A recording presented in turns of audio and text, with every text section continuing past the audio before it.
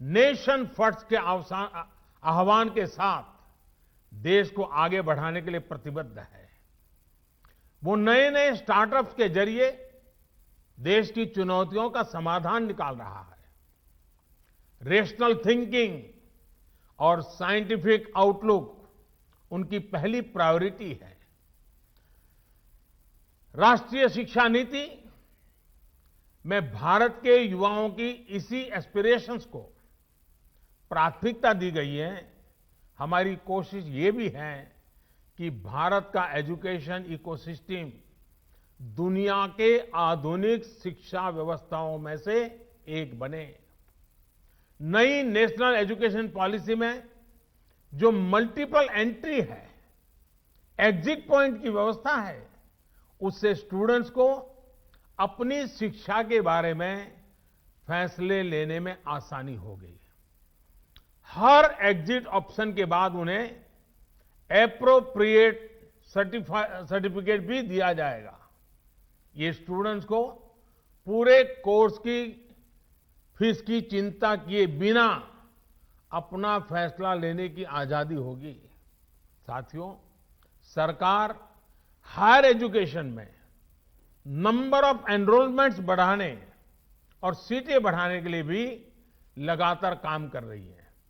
वर्ष 2014 में हमारे देश में 16 आईआईटीज थी, 16। आज 23 आईआईटीज हैं, 23। वर्ष 2014 में हमारे देश में 9 ट्रिपल आईटीज थी, 9 ट्रिपल आईटीज थी। आज 25 ट्रिपल आईटीज हैं। वर्ष 2014 में हमारे यहां 13 आईआईएम्स थे, आज 20 आईआईएम्स हैं। मेडिकल एजुकेशन को लेकर भी बहुत काम किया गया है। 6 साल पहले तक देश में सिर्फ 7 एम्स थे, आज देश में 22 एम्स हैं। शिक्षा चाहे ऑनलाइन हो या ऑफलाइन, सभी तक पहुंचे, बराबरी से पहुंचे, सभी का जीवन बदले, हम इसी लक्ष्य के साथ काम कर रहे हैं। साथियों, एएमयू के 100 साल पूरे होने पर मेरी आप सभी युवा पार्टनर्स से कुछ और अपेक्षाएं भी हैं। क्यों न 100 साल के इस मौके पर एएमयू के 100 हॉस्टल्स एक एक्स्ट्रा करिकुलर टास्क करें। ये टास्क देश की आजादी के 75 साल पूरे होने से जुड़े हों। जैसे एएमयू के पास इतना बड़ा इनोवेटिव और रिसर्च ओरिएंटेड टैलेंट है, क्यों न हॉस्टल के छात्र ऐसे स्वतंत्रता संग्राम के सेनानियों पर रिसर्च करके उनके जीवन को देश के सामने लाए, जिनके बारे में अभी उतनी जानकारी नहीं है। कुछ स्टूडेंट्स इन महापुरुषों के जन्मस्थान जाएं, उनकी कर्मभूमि जाएं, उनके परिवार के लोग अब कहां हैं, उनसे संपर्क करें। कुछ स्टूडेंट्स ऑनलाइन रिसोर्स को एक्सप्लोर करें। उदाहरण के तौर पर 75 हॉस्टल्स एक एक आदिवासी फ्रीडम फाइटर पर एक एक रिसर्च डॉक्यूमेंट तैयार कर सकते हैं। इसी तरह 25 हॉस्टल्स महिला फ्रीडम फाइटर्स पर रिसर्च कर सकते हैं, काम कर सकते हैं। एक और काम है जो देश के लिए एएमयू के छात्र छात्राएं कर सकते हैं। एएमयू के पास देश की इतनी बेशकीमती प्राचीन पांडुलिपियां हैं। ये सब हमारी सांस्कृतिक धरोहर है। मैं चाहूंगा कि आप टेक्नोलॉजी के माध्यम से इन्हें डिजिटल, इन्हें वर्चुअल अवतार में पूरी दुनिया के सामने लाएं। मैं एएमयू के विशाल एलुमनाई नेटवर्क को भी आह्वान करता हूं कि नए भारत के निर्माण में अपनी भागीदारी और बढ़ाएं। आत्मनिर्भर भारत अभियान को सफल बनाने के लिए, वोकल फॉर लोकल को सफल बनाने के लिए बहुत कुछ किया जाना बाकी है। इसे लेकर अगर मुझे एएमयू से सुझाव मिले, एएमयू एलुमनाई के सुझाव मिले, तो मुझे बहुत खुशी होगी। साथियों, आज पूरी दुनिया की नजरें भारत पर है। जिस सदी को भारत की सदी बताया जा रहा है, उस लक्ष्य की तरफ भारत कैसे आगे बढ़ता है, इसे लेकर पूरी दुनिया में क्यूरियोसिटी है। इसलिए आज हम सभी का एकमात्र और एकनिष्ठ लक्ष्य ये होना चाहिए कि भारत को आत्मनिर्भर कैसे बनाएं। हम कहां और किस परिवार में पैदा हुए, किस मत मजहब में बड़े हुए, इससे भी अहम यह है कि हर एक नागरिक की आकांक्षाएं और उसके प्रयास देश की आकांक्षाओं से कैसे जुड़े। जब इसको लेकर एक मजबूत नींव पड़ेगी, तो लक्ष्य तक पहुंचना और आसान हो जाएगा। साथियों, समाज में वैचारिक मतभेद होते हैं, ये स्वाभाविक भी है।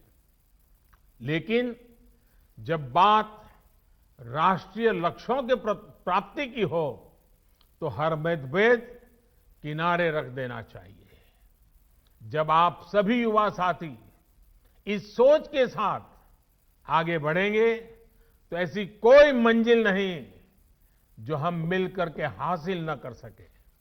शिक्षा हो, आर्थिक विकास हो, बेहतर रहन सहन हो, अवसर हो, महिलाओं का हक हो, सुरक्षा हो, राष्ट्रवाद हो, ये जो चीजें हैं जो हर नागरिक के लिए जरूरी होती है, ये कुछ ऐसे मुद्दे हैं जिन पर हम अपनी राजनीतिक या वैचारिक मजबूरियों के नाम पर असहमत हो ही नहीं सकते।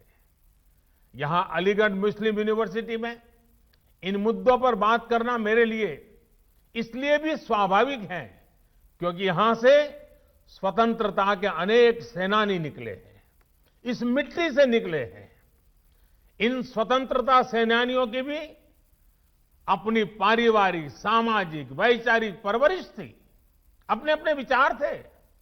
लेकिन जब गुलामी से मुक्ति की बात आई तो सारे विचार आजादी के एक लक्ष्य के साथ ही जुड़ गए। साथियों, हमारे पूर्वजों ने जो आजादी के लिए किया, वही काम अब आपको, युवा पीढ़ी को नए भारत के निर्माण के लिए करना है। जैसे आजादी एक कॉमन ग्राउंड थी, वैसे ही नए भारत के लिए हमें एक कॉमन ग्राउंड पर काम करना है। नया भारत आत्मनिर्भर होगा, हर प्रकार से संपन्न होगा, तो लाभ भी सभी 130 करोड़ से ज्यादा देशवासियों को होगा। ये विमर्श समाज के हर हिस्से तक पहुंचे, ये काम आप कर सकते हैं, युवा साथी कर सकते हैं। साथियों, हमें समझना होगा कि सियासत सोसाइटी का एक अहम हिस्सा है, लेकिन सोसाइटी में सियासत के अलावा भी दूसरे मसले हैं। सियासत और सत्ता की सोच से बहुत बड़ा, बहुत व्यापक किसी भी देश का समाज होता है। पॉलिटिक्स के ऊपर भी समाज को आगे बढ़ाने के लिए बहुत स्पेस होती है। उस स्पेस को भी एक्सप्लोर करते रहना बहुत जरूरी है। ये काम हमारे एएमयू जैसे कैंपस कर सकते हैं, आप सभी कर सकते हैं। साथियों, न्यू इंडिया के विजन की जब हम बात करते हैं, तो उसके मूल में भी यही है कि राष्ट्र के, समाज के विकास को राजनीतिक चश्मे से न देखा जाए। हां, जब हम इस बड़े उद्देश्य के लिए साथ आते हैं, तो संभव है कि कुछ तत्व इससे परेशान हो। ऐसे तत्व दुनिया की हर सोसाइटी में मिल जाएंगे। ये कुछ ऐसे लोग होते हैं जिनके अपने स्वार्थ होते हैं। वो अपने स्वार्थ को सिद्ध करने के लिए हर हथकंडा अपनाएंगे, हर प्रकार की नेगेटिविटी फैलाएंगे। लेकिन जब हमारे मन और मस्तिष्क में नए भारत का निर्माण सर्वोच्च होगा, तो ऐसे लोगों का स्पेस अपने आप में सिकुड़ता जाएगा। साथियों, पॉलिटिक्स इंतजार कर सकती है, सोसाइटी इंतजार कर सकती है, देश का डेवलपमेंट का इंतजार नहीं कर सकता। गरीब समाज के किसी भी वर्ग का हो, वो इंतजार नहीं कर सकता। महिलाएं, वंचित, पीड़ित, शोषित विकास का इंतजार नहीं कर सकते। सबसे बड़ी बात, हमारे युवा, आप सभी और इंतजार नहीं करना चाहेंगे। पिछली शताब्दी में मतभेदों के नाम पर बहुत वक्त पहले ही जाया हो चुका है। अब वक्त नहीं गंवाना है। सभी को एक लक्ष्य मिलकर, एक लक्ष्य के साथ मिलकर नया भारत, आत्मनिर्भर भारत बनाना है। साथियों, 100 साल पहले 1920 में जो युवा थे, उन्हें देश की आजादी के लिए संघर्ष करने का, खुद को समर्पित करने का, बलिदान देने का अवसर मिला था। उस पीढ़ी के तप और त्याग से देश को 1947 में आजादी मिली थी। आपके पास, आज की पीढ़ी के पास आत्मनिर्भर भारत, नए भारत के लक्ष्य को पूरा करने के लिए बहुत कुछ करने का अवसर है। वो समय था 1920 का, ये समय है 2020 का। 1920 के 27 साल के बाद देश आजाद हुआ था। 2020 के 27 साल बाद, जो कि अगले 27 साल 2020 से 2047 आपके जीवन के बहुत महत्वपूर्ण साल है। वर्ष 2047 में जब भारत अपनी आजादी के 100 वर्ष पूरा करेगा, आप उस ऐतिहासिक समय के भी साक्षी बनेंगे। इतना ही नहीं, इन 27 साल में आधुनिक भारत बनाने के आप हिस्सेदार होंगे। आपको हर पल देश के लिए सोचना है, अपने हर फैसले में देश हित सोचना है। आपका हर निर्णय देश हित को आधार बनाते हुए ही होना चाहिए। मुझे विश्वास है, हम सब साथ मिलकर आत्मनिर्भर भारत के सपनों को पूरा करेंगे। हम सब मिलकर देश को विकास की नई ऊंचाइयों पर पहुंचाएंगे। आप सभी को एएमयू के 100 वर्ष होने पर फिर से एक बार बहुत बहुत बधाई देता हूं।